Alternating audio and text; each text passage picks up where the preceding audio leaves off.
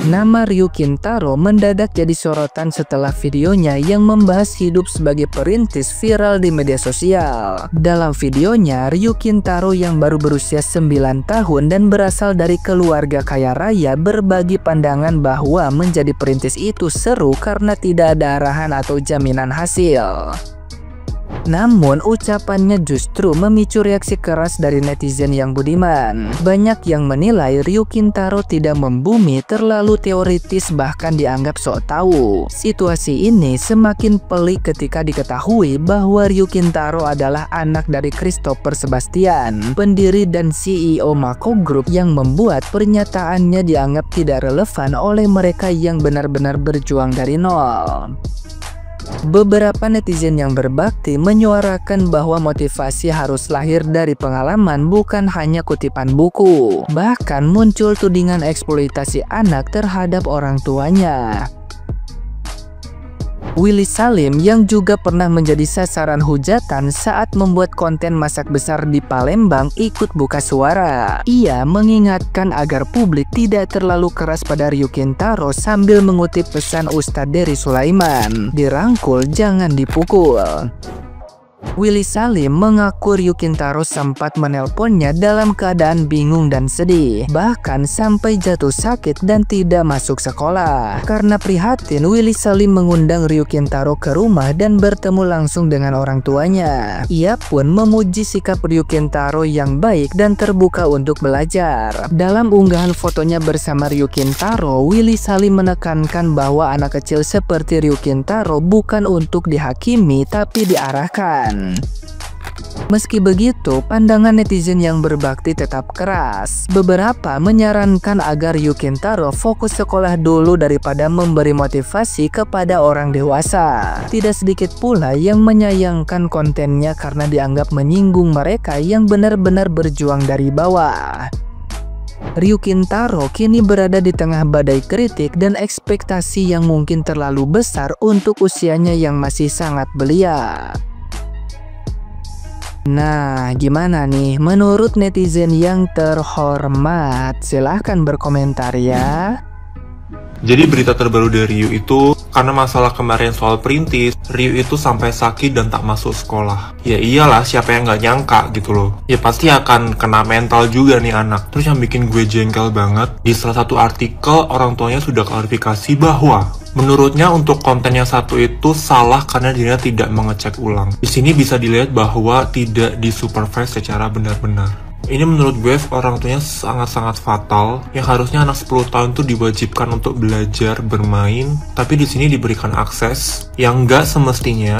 Yang bikin gue greget lagi, dia datang di podcastnya DRL, sama DRL-nya dikasih question yang sangat psikologis, kayak misalkan lu pernah nggak makan Indomie pakai nasi, pernah nggak makan nasi pakai garam, dan itu tuh 101 gitu loh. Kenapa masih diberikan akses gitu loh? Udah stop orang tuanya.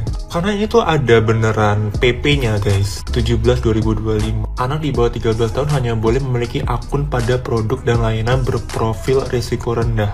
Yang mana X, TikTok, dan merah itu tuh tinggi gitu. Nah yang jadi pertanyaan kita adalah konteks supervise ke Ryu ini orang tuanya itu lingkupnya apa aja gitu loh. Diperbolehkan masuk ke podcast 101 session nggak didampingi orang tuanya atau gimana? Atau masih diperbolehkan menggunakan media sosial? Atau lingkupnya gimana? Ini kasihan banget loh anak sekecil ini sampai sakit nggak masuk sekolah, dihujat satu Indonesia karena statement Ryu yang dinilai tidak berempati gitu loh. Jadi jujur aku bingung dengan orang tuanya sih.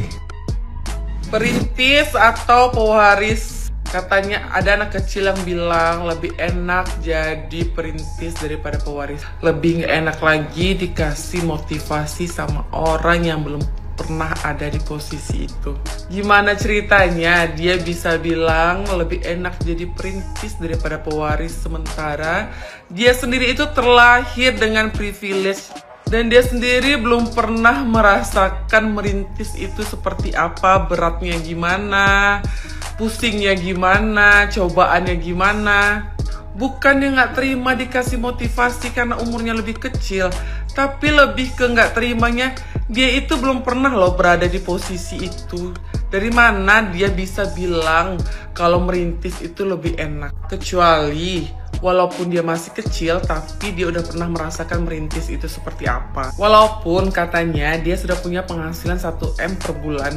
Tapi guys, 1M per bulan di umurnya segitu tanpa privilege dari keluarganya itu tuh kayaknya nggak mungkin ya. Kalau aku guys, jujur sebagai perintis, aku tuh pengennya jadi pewaris. Kalau kalian gimana? Kalian pengen jadi perintis atau pengen jadi pewaris?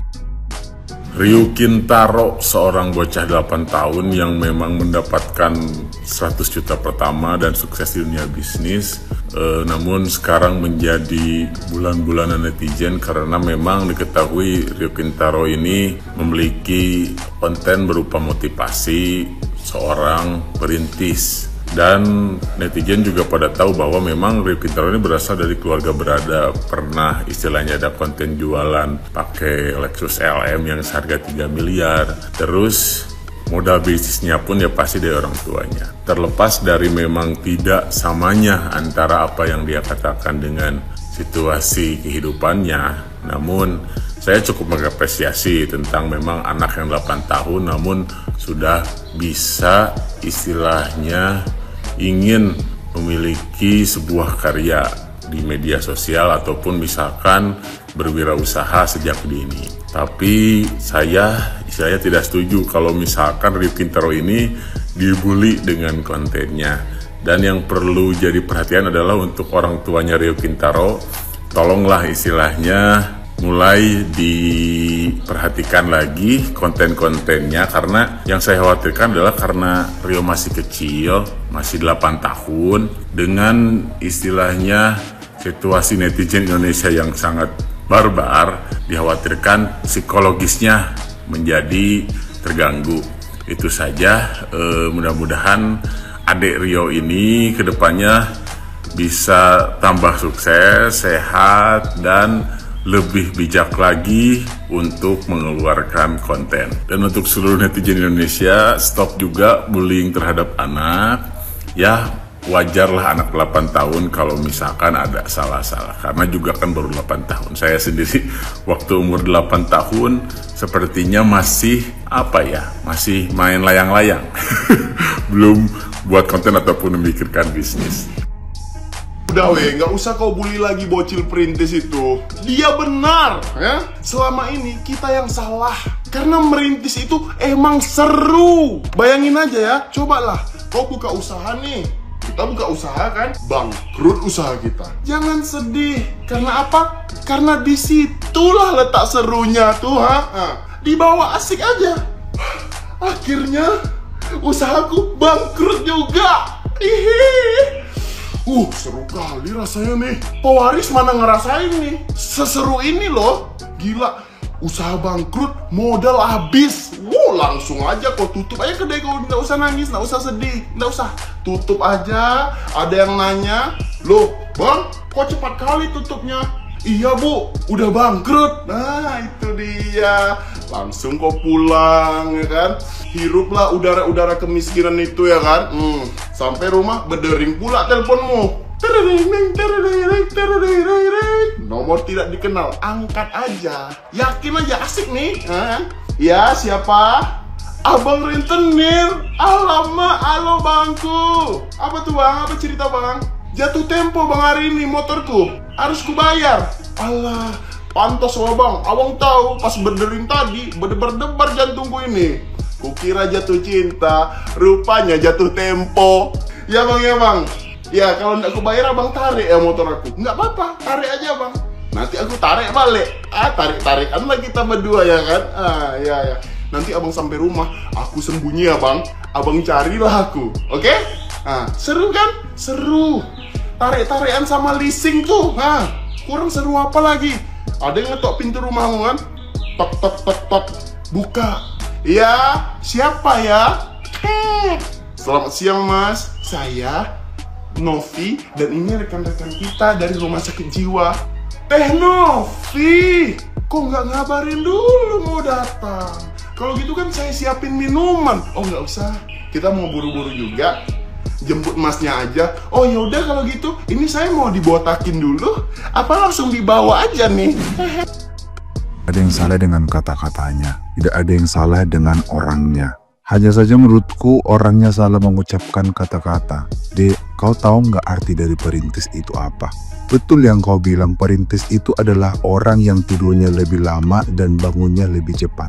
Tapi perintis itu bukan orang yang menerima angpau puluhan juta dan mendapatkan iPhone 16. Bukan orang yang berbelanja apapun bebas terserah dengan menggunakan kartu kredit. Bukan orang yang membuka usaha dengan gerobak, setiba-tiba bangkrut, tiba-tiba buka lagi menggunakan mobil Lexus seharga 3 miliar. Tidak ada yang salah dengan kata-kata perintis itu memang asik, apalagi kalau model tinggal minta. Jika kita buka usaha, setiba-tiba usahanya sepi, kita tinggal menggunakan iklan media. Pada dasarnya modelnya sudah tersedia. Kalau saya melihat seorang motivator tidak pernah memandang usia, tapi saya langsung melihat bagaimana riwayat kehidupannya. Dan kalau seseorang yang memberikan motivasi itu mempunyai riwayat kehidupan seperti Rafathar, Cipung, Ovia, anaknya Siska Kol, Amena, anaknya Halilintar, yang notabene punya riwayat kehidupan aja ketika masuk USG udah menggunakan fasilitas VVIP. Dan ketika mereka memberikan motivasi tentang kekayaan dan kesuksesan, aku hanya bisa mengkerutkan jidatku dan nothing. Mereka berbicara tentang peluang, kesuksesan, bisnis, dan kekayaan. Sementara mereka tidak pernah merasakan bagaimana makan nasi menggunakan garam. Bagaimana rasanya baju baru hanya di hari raya. Bagaimana rasanya selama duduk di bangku sekolah tidak ada namanya uang jajan. Yang hanya untuk membeli Android aja butuh menabung berbulan-bulan. Menurut aku pribadi, perintis itu seperti Timothy, Mimi Peri, Desiria Magdalena.